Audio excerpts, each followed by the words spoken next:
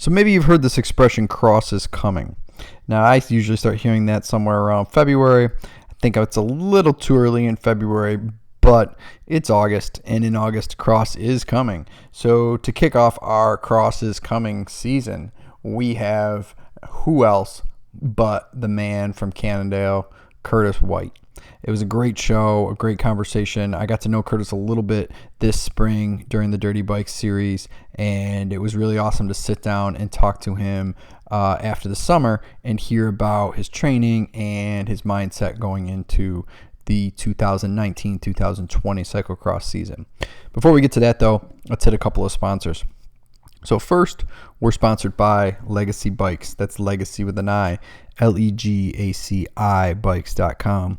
Legacy Bikes has all your balance bike needs for any kid under 6 years old. My man Todd's been doing bike stuff for 30 years, and he's always had a passion for getting the younger riders involved, and he can hook you up with Legacy Bikes. He's got lots of different brands, and he even has a new custom paint program. So hit him up at legacybikes.com or follow him on Facebook. We're also sponsored by NYSBRA, the New York State Bicycle Racing Association, or NYSBRA, as my man Jake likes to call it. NYSBRA is responsible for all the really tough stuff that helps make racing work in New York State.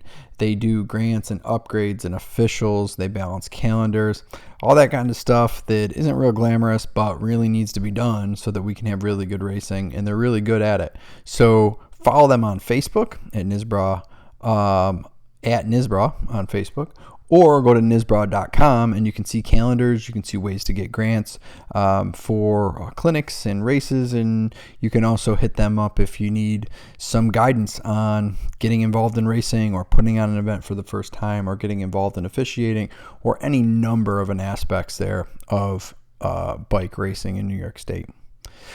All right, the show, man, Curtis White.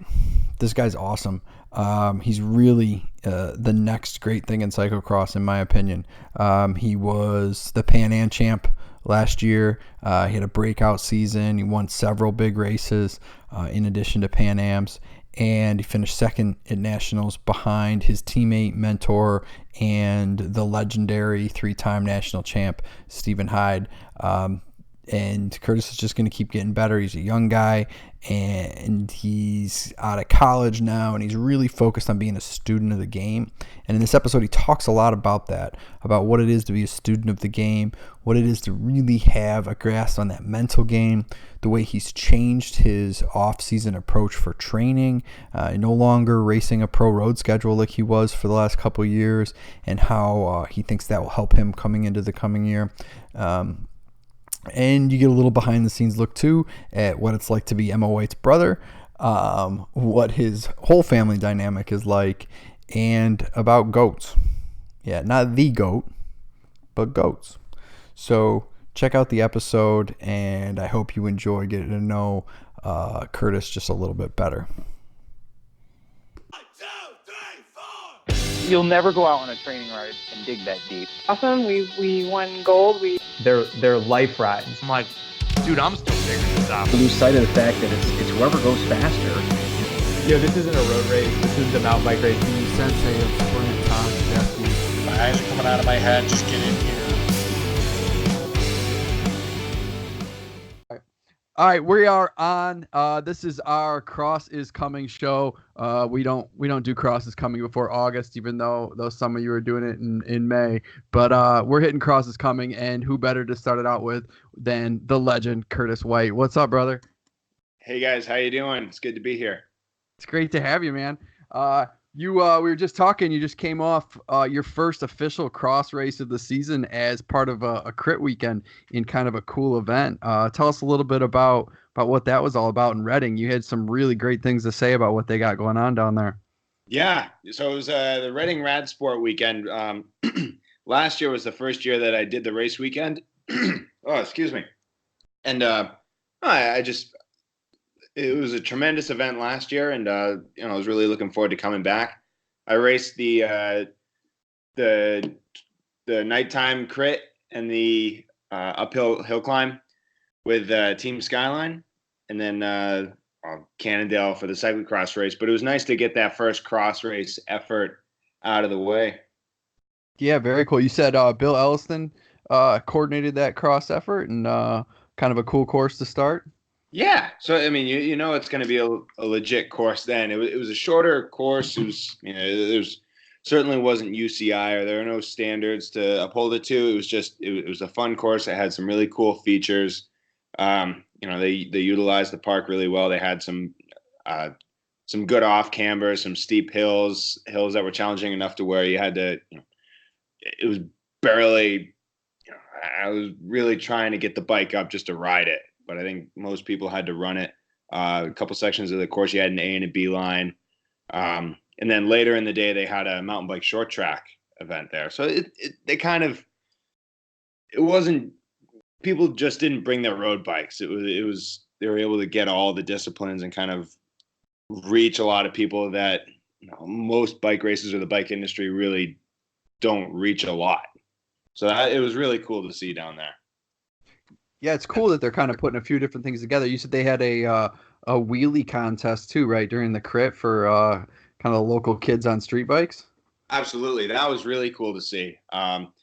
These kids on bikes. I mean, I thought I could do some cool stuff on two wheels, but man, these, you know, doing wheelies, weaving in and out of cones, dragging their hands behind on the ground, doing one-handed wheelies in circles. It just, like, you kind of had to see it to believe it. And it's a very, I don't know, when you go to a typical bike race, it's, you just don't see that stuff there.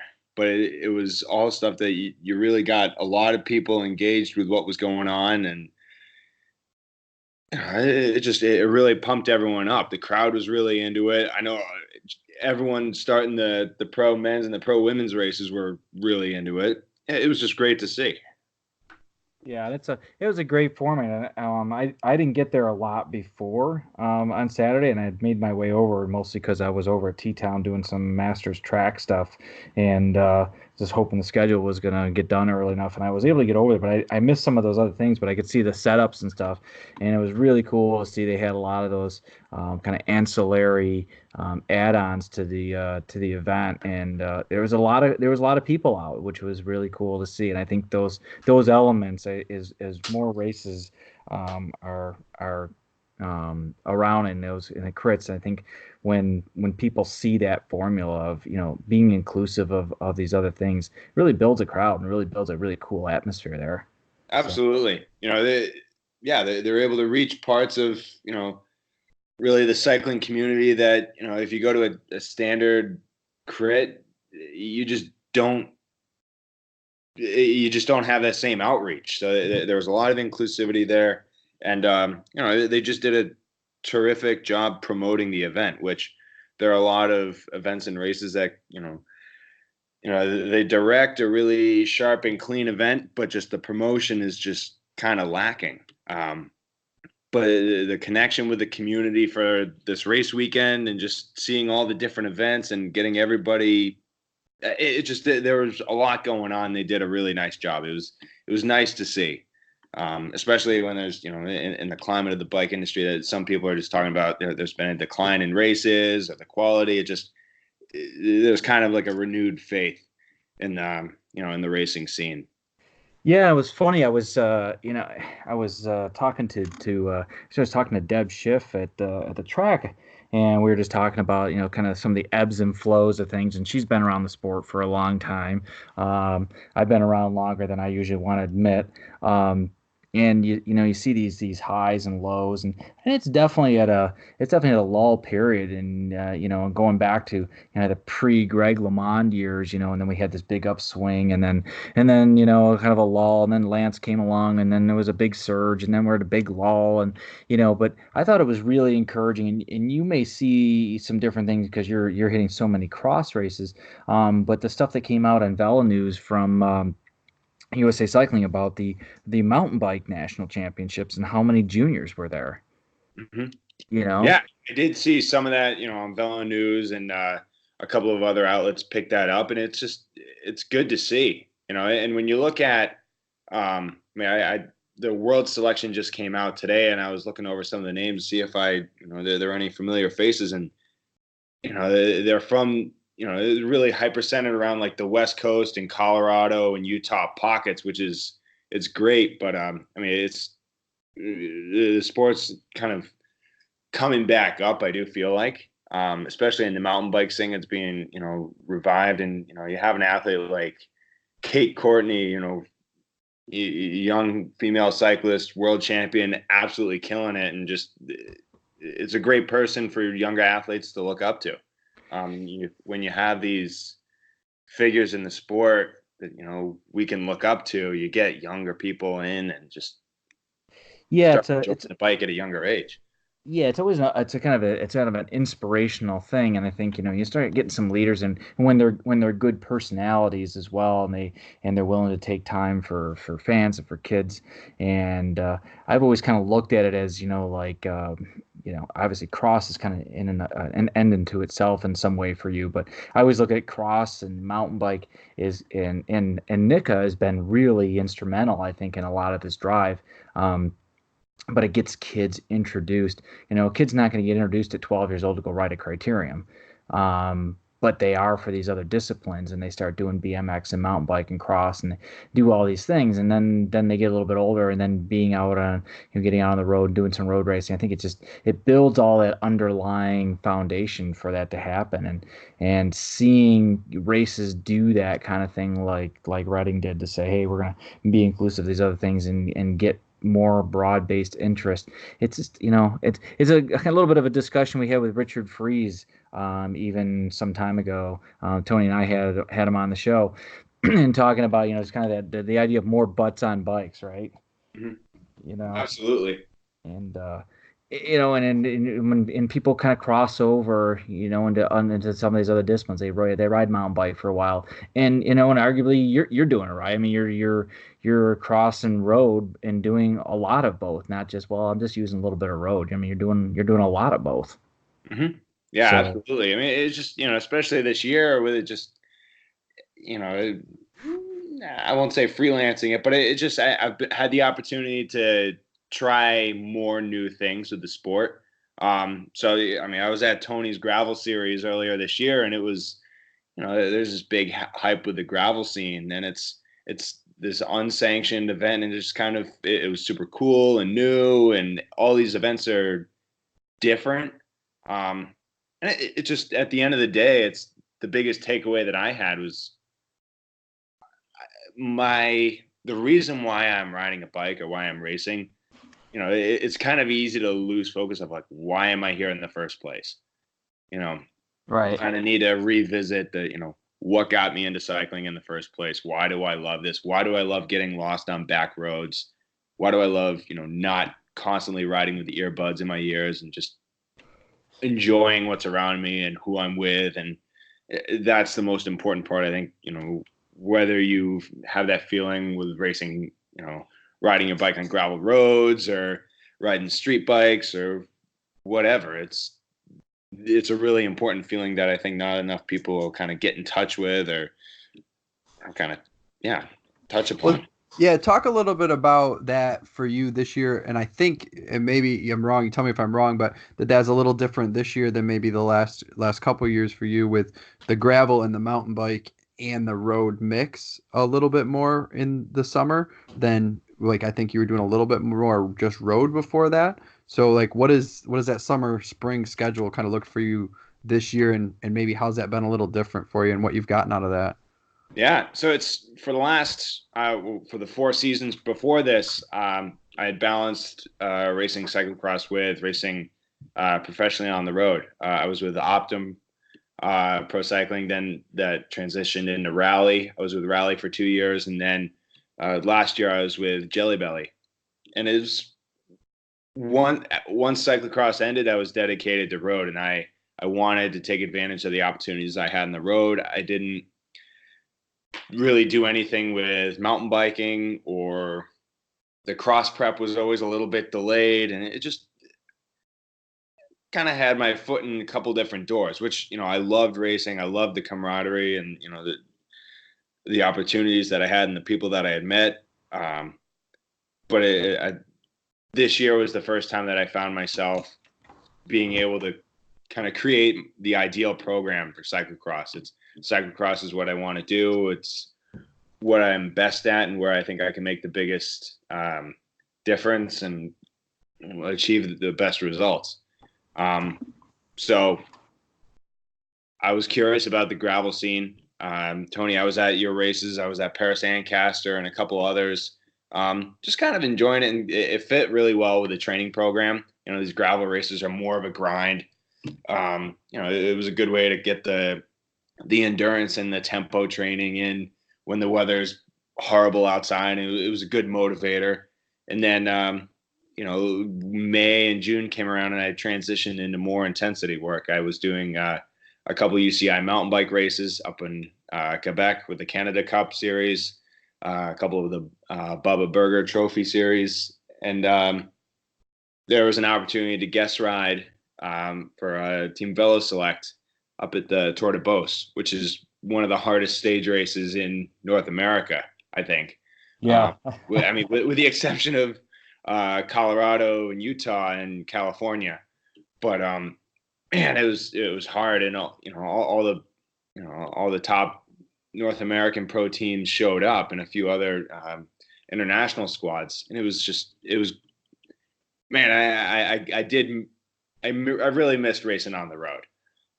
It was nice to create my own program, but it was a reminder of I miss the camaraderie, I miss the teammates, I miss the people that I see all the races, and it was nice to be there and have that atmosphere. And the Velo Select, it was a great opportunity with them, something I really appreciate. And then I was racing independently for a couple other crits and road races through the year, and then I recently joined up with Team Skyline for the last couple of races of the road season. And you said you're going to do Electric City with them in a couple weeks, right? Correct. Yeah, the Electric City crit in Scranton. So it's a nice, for the spring and summer. It was unlike any other previous year where there wasn't enough time to do everything. I had other obligations, and now my only obligation is what's the best preparation for Curtis. How can I bring my best to the cyclocross season? How can I? I was able to be more focused and kind of slow it down and take the time I had and give the preparation the time it deserved. So what prompted that? Was it the success you had last year? Or was it just age and development and okay, I can do this now because I've learned more? Or was it I know this is what I want to be is in cyclocross? Why did you decide to try to make that happen this year? There are a couple of factors. One of them was it's 2 cross seasons ago. It wasn't a good season for me. I had lost focus coming into the year. Just things weren't really going right, and I made a couple of mistakes. So last year I came in, my preparation was good, and I felt like I had a really good cyclocross season, winning Pan Am championships. It's kind of an understatement, Curtis. You had a really, really, really good cyclocross season last year. Yeah, it was something I was very happy about, and it was something that I felt like it was a bit overdue. The past few years there was things I could have been doing differently, or things I could have been doing better, and just finally learning the lessons. Things are clicking, and all right, I deserve to be here. I'm getting it done. I'm getting the results in that I feel like I should be getting. So I want to keep taking it a step up. Fayetteville World Championships for cyclocross in 2022 is another big motivator. I want to bring my best to that. And a small portion of it was also, there are a number of teams that disappeared last year. So there was a lack of opportunity on the road. And I know a lot of guys on the road who really didn't have anywhere to go. They just had their spot on a road team, and that was it. They were kind of SOL. So I was fortunate enough to have a cyclocross schedule and a cyclocross program. So it was all the more reason for me to be 100% dedicated to that. And I want to give it my best and really see what I can do. No, you're done. You're done with school too. So this is really this is Oh, it's all in now. Yeah. I yeah. all of a sudden have a lot more time in my day. So for the first couple months, it was nice, but now it's all right. I got to start reading some books or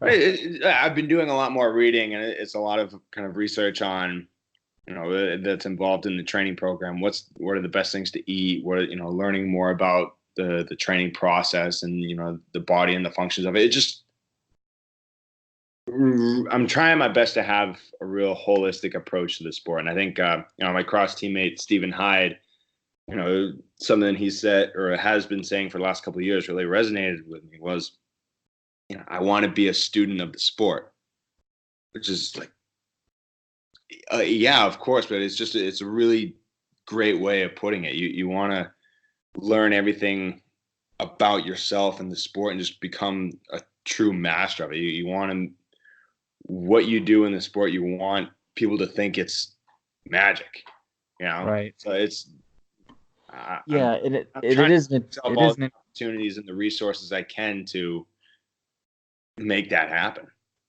Yeah, and it's an interesting way to put that too. When you talk about it being a student sport, and especially for somebody of your age to be doing to be looking at it through that lens, I guess. And I did a talk a couple of times at a local college, and went through basically the different scientific disciplines to be an elite cyclist. And it's really fun to start breaking that down, as far as, math and physics and chemistry and physiology, and you start going through the different things that you have to have some working knowledge of to be successful. And now you have this opportunity because of the time as well, but you're also looking at it from that perspective of saying, how do I get to become a student? It's really powerful. Yeah, um, absolutely. So it really is just, I feel like I owe it to myself and the people who've kind of supported me for as long, just to take absolute full advantage of all the opportunities I have here. Yeah, definitely. And the time, and then also, and you've mentioned Steven, and he's been not even kind of a mentor, he's been a real mentor for you, which is pretty huge, just given that he's still competing. And all right, now are you guys are still both on Cannondale right now as Yes. well, right? Yeah. Yeah.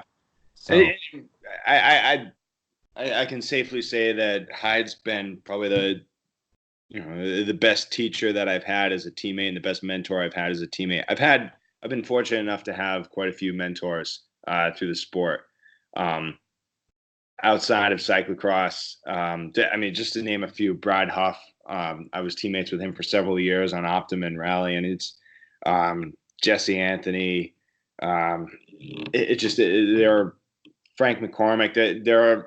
I've been pretty fortunate enough to have a lot of people kind of steering me in the right direction. But I've been teammates with Hyde for I don't know how many years now, 5 years maybe. yeah. And it really is just every training session is a learning experience. I'm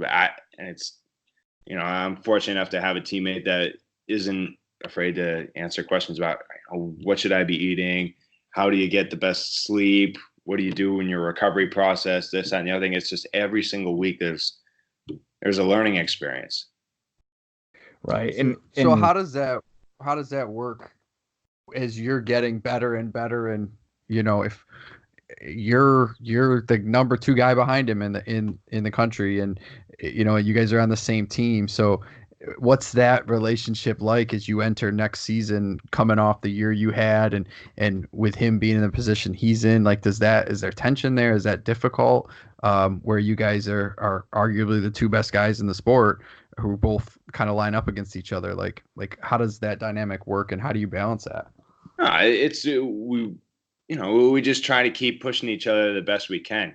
We both have similar ambitions with, winning Pan Ams, winning nationals, performing at our best at the World Cup level and World Championships in 2022 when they come to the U.S. those goals aren't secrets. We both want to bring our best to those events, and we want to keep pushing each other further and further. And the best version of Curtis, I think, will bring out the best version of Hyde, and vice versa. We want to keep improving and getting better. So it's, and I think one day, I mean, Hyde's a bit older than I am. It's, I hope this day doesn't come soon, but there will be a time where he retires, and I'm going to be getting older and older, and there's going to be younger guys coming up in the ranks, and I'm going to have to retire from the sport. So I think that there are, it's nice to have a professional racer kind of giving back to, the younger generation of racers as much as Hyde has, and that's something I'm very grateful for. Yeah, it's amazing that does that happen in road as much as it seems to happen in cross? Because it seems to happen like that attitude in cross seems to be very strong. And I'd say, Hyde came up through Jam Fund with Powers, and there was obviously a relationship there, and Powers has mentored many guys as being sort of the generation before Hyde. So there seems to be a very strong tradition of that in cyclocross that I just think is really impressive. Do you see that in other areas of the sport?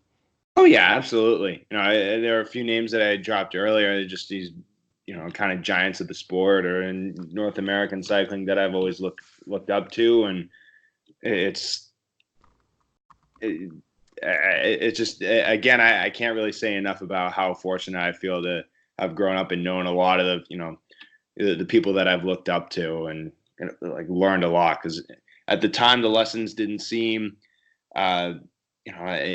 as important as they do now, or I kind of took some opportunities or advice for granted, but certainly upon reflection now, or as I'm older, it's it comes full circle, and you're like, you know what? Kind of wish I capitalized on that when I was 19. But it's something that I'm able to capitalize on now and realize that effect in a couple of years or whenever, I see a younger racer doing the wrong thing. I hope I speak up and able to steer them in the right direction. Yeah, and I think you have that inclination, and being a student of the game, I think Steven is somebody that's like that as well.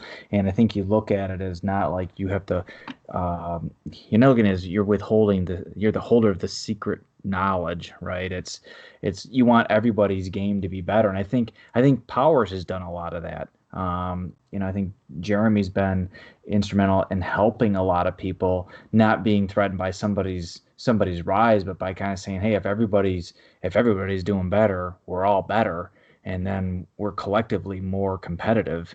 And I think you kind of parlay that up to like a world stage then and say, hey, I want to be more than the best guy in New England. I want to be, and if a group of us are all pushing each other, then when we go to those world-class events, we do things like win Pan Am games, right? And I think it's a really powerful way to look at it instead of being kind of, self-focused on like, well, I got to make sure that I don't help these other guys. It's like, no, if I help those other guys and we all push each other, we're all going to be better and we're all going to rise to the top much better. I think it's a pretty mature way to look at it, especially for somebody. I mean, you've got years in the sport, but you're still pretty young, and you've still got a lot of years in the sport, presumably. So, I hope so. Yeah, we all hope so. So let's talk a little bit about, in addition to sort of your race family, your actual family is a pretty dynamic group of cyclists. What's it like in that household with so many competitive athletes? Very loud. It's great. So I'm the oldest of five. Myself, then Emma is next. I have two sisters. Neither of them race bikes, but both have a very fierce competitive spirit. And then Harrison brings up the rear. He's the youngest. So there's a lot of competition in the household, on and off the bike, but it's a lot of fun. Yeah. And so I thought this was funny because when we were at Gloucester, but I'll ask you sort of how does Harrison get called Emma's little brother or Curtis's little brother more often? Like which one does he have to because he has to kind of compete with the shadow of both. Man, right? we're both Emma's brothers. It's just I'm glad we're you not said gonna it. 'Cause we were in Gloucester. we and can and pretend be nice about it, but I mean it's but we were at Gloucester this year, and she wasn't racing, and you won there in a great race, fun to watch. And earlier in the day, Harrison racing, and somebody, the announcer goes, and here's Harrison White, Emma White's little brother, and I'm thinking, yes, absolutely, but Curtis is racing here today, So I just kind of wondered, like which one does he get more often? But apparently you get it too, so that's awesome. oh yeah, I forget where that joke. I think I don't know where it started, but I think no matter what, Brad Huff will take credit for starting the whole Emma's brother joke. Maybe it originated with him. Maybe it didn't. I don't know. I think there were some rumblings on the internet somewhere, but the first memorable person to say that was Brad Huff. So I'll give him credit. I think he probably deserves it for something like that. It sounds like something he'd do. Absolutely. Well, and in large measure, I think if I watched the Criterium Championships, that I think Emma's earned it. Yes. So Yeah. I have some catching up to do. That was a pretty commanding finish on that. I will say that was impressive for sure. Yeah, it was. So she's been over in Europe racing for a while. She did the La Course by the Tour de France, the women's race there. And then ride on London. Unfortunately, she crashed in London. She was behind that, or got caught up in the big pile up in the sprint. But I mean, she's doing really well racing in Europe.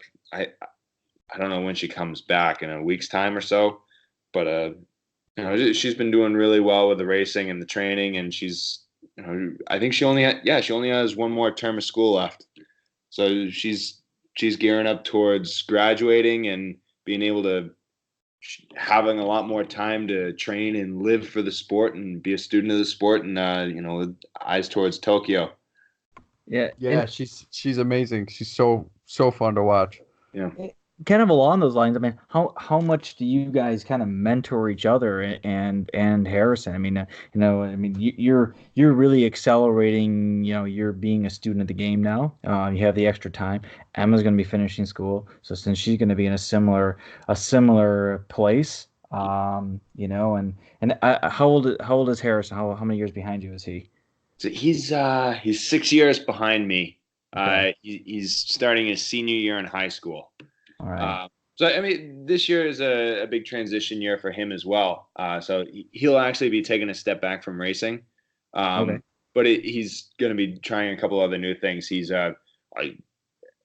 we'll see, but he's on the football team for our school now, and I believe he's in the position of wide receiver. So he still has that. He's the lean, really quick athlete, and he's interested in becoming a little bit more well-rounded, seeing what else he can do, and he still has the same dedication and drive and work ethic.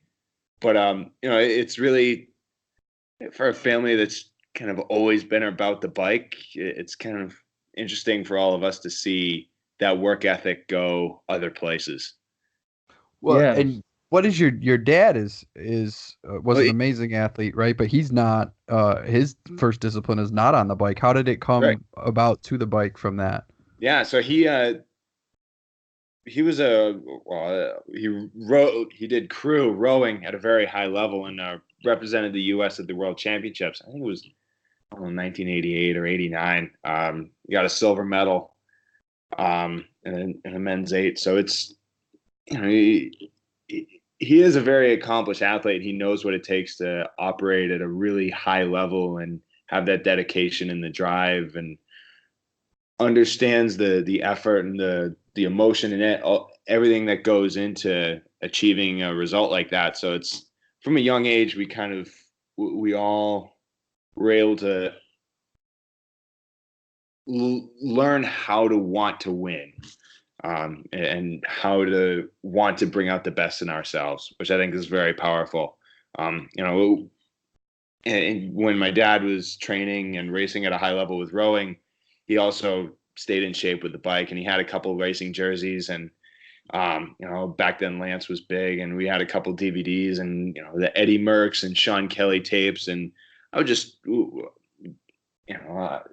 would always watch the VHS tapes and just love seeing the classic races, the classics, and just it was pouring. I remember I was probably 6 or 7 years old one day, and just I was watching. I must have been Paris-Roubaix, but it was one of the old editions. It was raining. It was muddy. It was horrible, and it was raining outside. And I kind of didn't tell anyone where I was going. I just stopped, pressed pause on the VHS, went out in the garage, got my bike, and took it out on the road, and didn't tell anyone where I was going. Had my helmet on. I was just riding, and then I just came back when I wanted to, and I loved that feeling. You just want to go out and create your own kind of hell of the north on your own. Just go out there and just make it happen. Yeah, exactly. Awesome. It was. I always have very fond memories of just going out and whenever I wanted, and there are memories I've had with my dad. I would bug him to take me out on the bike, and we'd go riding out in the rain or in the sun or in the winter, just whatever. And it was nice to, he had that background as a high level athlete and that drive. So it was nice to kind of have that kind of mentorship growing up.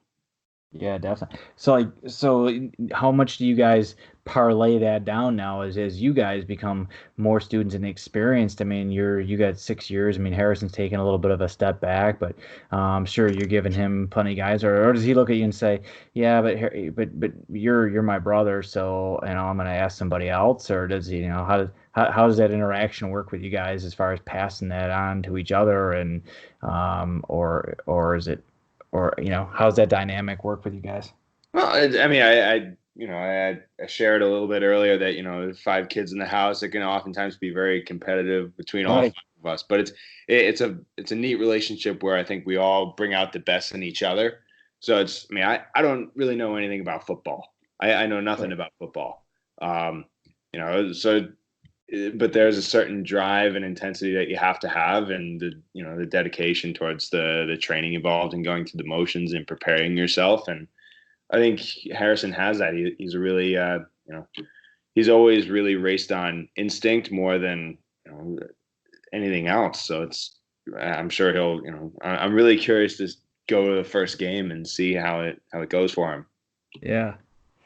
Yeah, that's cool. You said he's going to his senior year, so he has. So what's he lining up for collegiate? Do you think he's going to go football, or is he gonna track along with where you and Emma have gone and cycling, and you have 2 other sisters and they're competing in other things though?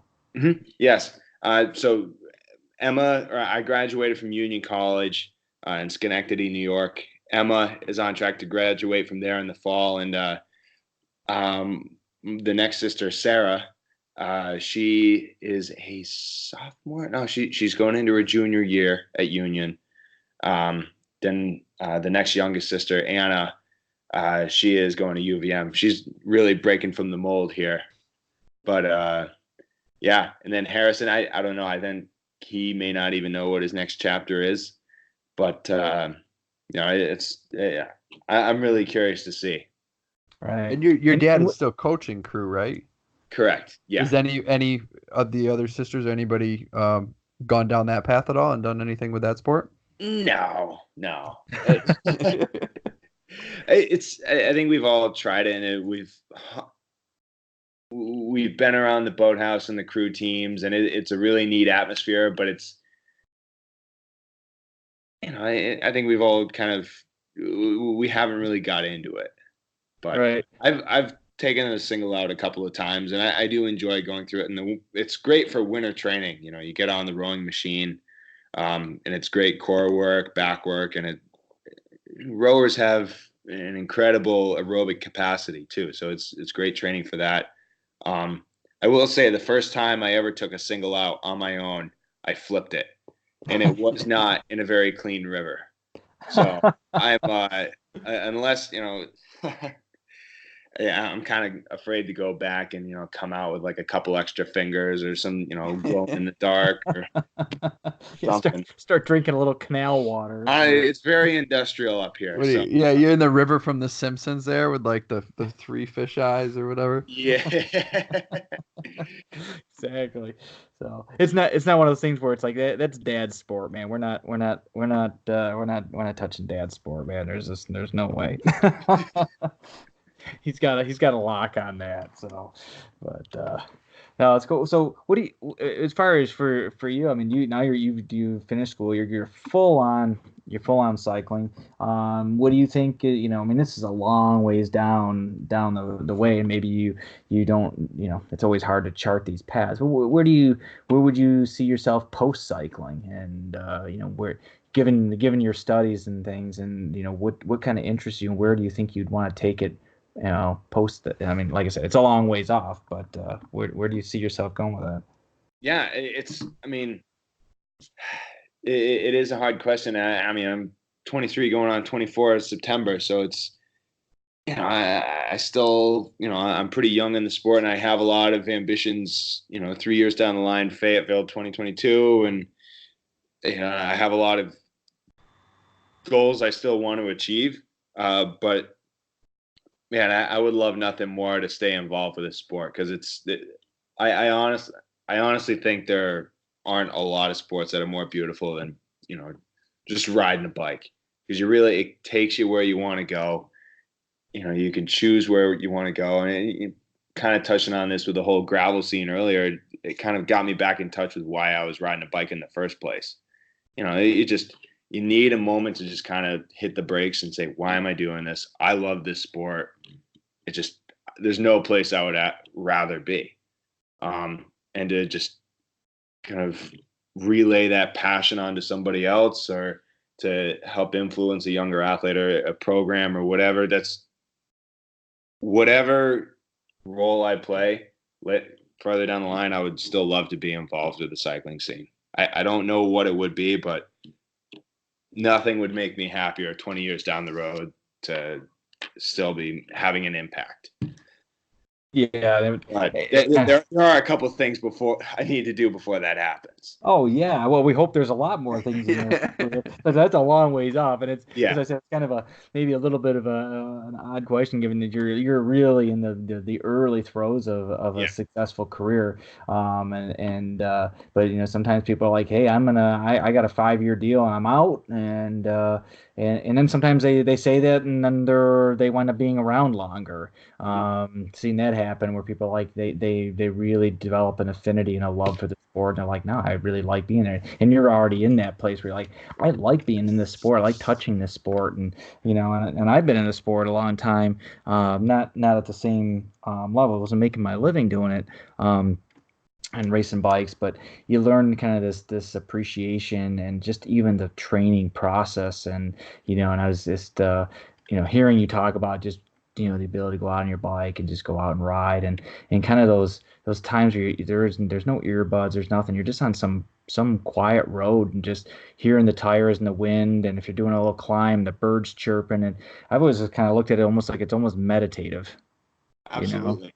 And the whole concept of being present with it, and this is kind of something that this can be a longer discussion, but over the last year, I've been giving more attention to the mental side of the sport and the training and the process. And, a big part of that was just cutting earbuds out and music out from training. And those are all distractions. They're distracting you from what, the work you should be doing or where you are in the moment. And it's where I live. I'm pretty fortunate to live in a place that's pretty quiet and beautiful, and just you could get lost on endless roads, it seems. So, it really is the last year I've had a much deeper appreciation of, wow, I get to, train here and turn myself inside out with this view. Man, I'm doing all right. Yeah, that's and even, I remember when I was a junior, I didn't appreciate the long ride as much as I got older, and just the just going out even on an endurance ride, and you're going to go out and do 4 or 5 hours, and even if it's by myself, and there's times I appreciate the by myself ride then, right, where you're just yeah, you can be like, hey, you know what? Maybe I just want to hit this a little bit harder now, but just the sense of just being present in that and looking around and realizing, man, this is really beautiful. And I think the Northeast is especially good for this in the fact that we have so many roads. And I've told people like living up in, Western New York, it's like there's still roads I haven't ridden on after all these years where I'll be like, I wonder where that road goes, right? Because you get kind of your some loops that you like to do, and you take some usual roads and you mix them up a little bit. But then every once in a while, you're like, where does this road even go? I don't know. I'm gonna try to see where this thing goes.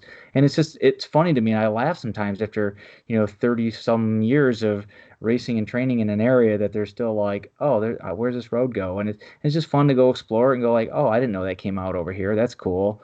And but just that really just being in yourself and just in your own head and not necessarily really thinking about anything for a long period of time. And you get done with those rides, right? You get done with like 4 or 5 hours by yourself, and you're like, I don't really know what I occupy myself thinking about, but I did. Yeah, absolutely. It's yeah. I mean, a lot of it's very reflective, but it's just yeah.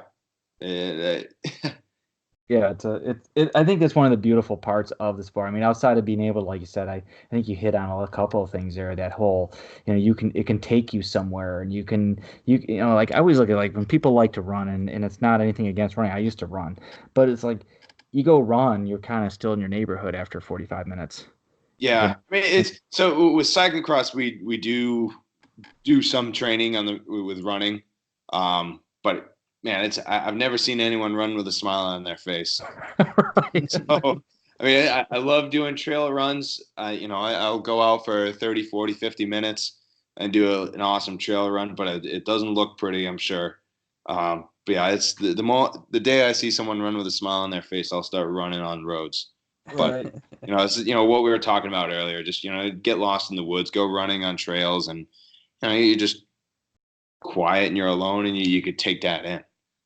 What other parts, you said you've been spending more time with the mental approach to the game. What other things have kind of taken that focus for you? What other things have you used to do that other than maybe dropping the earbuds and sort of appreciating those longer rides? So being a little bit more reflective with the process. I have, you know, breaking down the goals, and it's like, all right, why is this a goal of mine? Why do I want to win the national championships or Pan Ams or top 10 in the world? This. All right, how am I going to achieve these goals? And I break it down into smaller goals, 20 smaller steps. And it's once you start, breaking it down into smaller goals and achieving the smaller goals pretty easily, the bigger goals seem to come a lot quicker, or a lot easier, I'd say. But there's a lot of kind of barriers I would put up in front of myself that are they're just self-imposed barriers, and just figuring out that what I'm saying to myself or how I approach certain situations just aren't helpful. You figure out how to kind of rearrange your process and just feel a little bit more organized with it. So a lot of athletes talk about the process, trust the process, follow the process. And that's really been evolving for me this year. And it's kind of hard to explain it, but incorporating certain things into the program, like waking up at a certain time every day, taking the time to stretch and roll out, eating certain things during certain training periods, getting all the necessary recovery steps in. It all keeps coming together. And I've been doing a lot of writing, journaling and writing it down. And, every single training session I do, I probably write a paragraph or 2 paragraphs describing what the training was like, what the recovery process was like. Did I stretch? Did I roll out? What did I eat? What was the tire pressure on the skills training? Or all of the pieces I can try and fit in. It's worth writing down and reflecting upon afterwards. Yeah, That's interesting. I wholeheartedly agree with it. It's funny, and I think maybe in the electronic era that we are, that people don't do that as much. And I encourage people that I work with on Training Peaks. I'm like, man, there's a post workout comments. I go, put stuff in there. Like, just talk about how did you feel, what was good, what, if you didn't sleep well, or what, what it was hot today, or all those kinds of things, and then you start to put some of those things together. Is that what that's for, Todd? Because usually I just put swear words in there when I send you stuff. Yeah, I didn't know. I let you get away with it. Why are you trying to kill me? This sucked. No, but it really does. It's it's as useful. So this yesterday there was the uphill climb that we did in Reading. I was able to go to my file in the comments that I had left last year, and I had written down how I paced the effort, what I felt like, and where I opened up the sprint. I felt like I started my sprint too early, and I was able to kind of capitalize on it this year. For every cross race for the last 2 to 3 years, I have my tire pressures and tire choice and gearing choice recorded. It's the first thing I put into my comments. So it's, if I'm racing Gloucester or Charm City or any race, and I say, you know what, these conditions are like what they were 2-3 years ago. What's the reference for this? And I can pull it up in a heartbeat. But it really does just, it's easy to reflect on what you did for the last 5 hours. It's just kind of easy to say, it was a blur, it went by, I had fun, that was it. But I've really learned to be a little bit more reflective of the training, why I'm doing everything, and it's just asking more questions and trying to capitalize on everything. Is this something that you think you learned through going to college? Like, I mean, could you say that your liberal arts degree helped you become a better student of cycling specifically? Or is it just being around the people you're around? I don't know. So with a liberal arts degree, it's interesting because you're accustomed to thinking about all sorts of things from 100 different ways and angles, and just kind of you're able to break things down in a non-traditional way. But really a lot of what I've learned in the sport is, it's through experience and mistakes made and capitalizing on them, and people saying, hey, Curtis, you're doing this wrong and this is why. And I've been able to kind of analyze situations and kind of improve things on my own in some situations, but a lot of it is just kind of having the right network around me, and the right people that Cannondale, Stu, Hyde, Katie, all the teammates that I've had, the coaches that I've had prior. It's just it's all kind of cumulative. Right. Very cool. And I think the idea, kind of wrapping around that a little bit was, even in electronic, that you're writing it down. And are you writing it on paper by hand, or are you doing it electronically? I'm just curious. Both. Well, I have all the notes of, my individual training days and, my tire pressures and everything. Kind of like the day by day stuff is on my Training Peaks. Even like I'll do weekly notes too, just saying, hey, to my coach, quality of this week was really good, or it was a little off for a couple of days, and this is why. Or right. I spent a little bit extra time in the car this day and the quality wasn't that good. Right. Whatever the case, but kind of big picture stuff, I write it down. I have goals that I have written down, the process, and breaking them down and how I'm going to achieve those goals, or my daily schedules. I have a massive whiteboard I have in my room. First thing I see every day that I wake up is, what am I training for? National championship, top 10 in World Cup this year. Yeah, that's awesome. And then I have my daily schedule of how am I going to break this down. The first thing I have is make the bed. So it's such a small goal. If I'm able to do that, you accomplish one little thing, and you're going to accomplish another and another and another. And you just, all of a sudden, you've accomplished all these things that you set out to do through the day. And it's just a little boost, so it's when you go through kind of rough times in the sport and you're just kind of mentally down and things aren't coming together, you still have your process and your routines that you can always go back to. And it kind of reinforces what you're doing.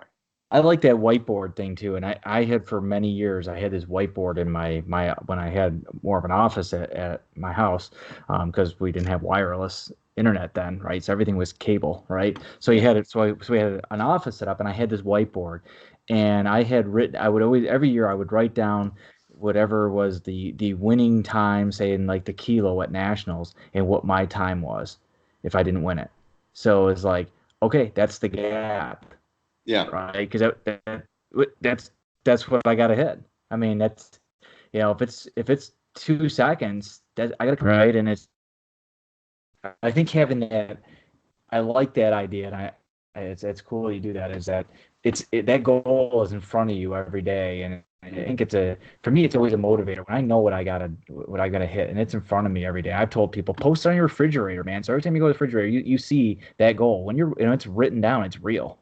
For me, it's everywhere. It's first thing I see when I wake up, on the refrigerator. When I get in the car and pull down the visor, for the driver's side mirror, it's on a little post-it note right before I drive. So it's, I don't know, maybe it's a little reminder for me to, don't go speeding off, because don't get all amped up and go 80 on the highway. Save it for the training session, or this is the goal. And it just kind of feel like you're always kind of circling back to it and reflecting on it. Just, again, you kind of taking that holistic approach and really living for the sport. Yeah, definitely. So anyway, and it's just, and going back to, getting rid of the distractions with, getting rid of the earbuds and everything. And it just, the whole concept of being present is, I'm getting better at learning how to be bored with myself, which is a lot of, the recovery process or training by yourself in cycling. You have to know how to be bored and where to go to in your own headspace. Because if you're always kind of stimulated and looking at your phone and listening to music and you have all these outside influences, you just don't know what to do with yourself once you have the downtime. So you need to learn how to kind of cope with yourself and learn how to be bored and always have that process in your routines to fall back on. Yeah, definitely. And if you get too bored, it's a fun one to do is calculate how long it's going to take you to close like a 10-second gap if the brake's going 31 and you're going 29. Yeah. Or like if I go 2 miles an hour faster, how long does it take me to close that? And start running that calculation. You'll pass some time. Yeah. Doing it on your head doing it in your head while you're riding your bike, so you don't have anything to write anything down with, and you got to keep all these numbers in your head. It's a good mental exercise. Keeps you sharp. Todd, if you make me do math in my head while I'm riding my bike, I'm quitting. I'm kind of glad my coach hasn't had me do that yet. So yeah, I don't do math. I think we found Tony's weakness for his next long ride, Curtis. This is going to be it. So we're going to be like, all right, dude, this is what you got to do. You can't come home until you figure out if you're going 2 miles an hour faster, how long it's going to take you to close that 10-second gap. I'll never get home, Todd. I will never get home. I'm an English teacher. I can't straight to the count. Oh man! All right, well, Curtis, we appreciate all your time here. Before you go though, I want you to tell me about the goats. Because you've been to my house, you've seen my goats. I want you to tell me about your goats. I think my goats are a bit bigger than yours. The big guy here is 170 pounds. That's a big goat. He's like this big alpine goat. He's super personable. It's really funny. They're kind of like dogs more than anything. But Humphrey is the big guy. Mac and Jameson are the other two. But they're super cool, super friendly. They're fun to hang around with, and the Amish don't live too far from here, so we bought a couple sheds and whatnot to kind of little comfortable homes for them. And it's just they're cool, and they like the bikes. They're always checking out the tires and the new chains, and they're not eating the new tires or anything though. No. But they eat all sorts of other things.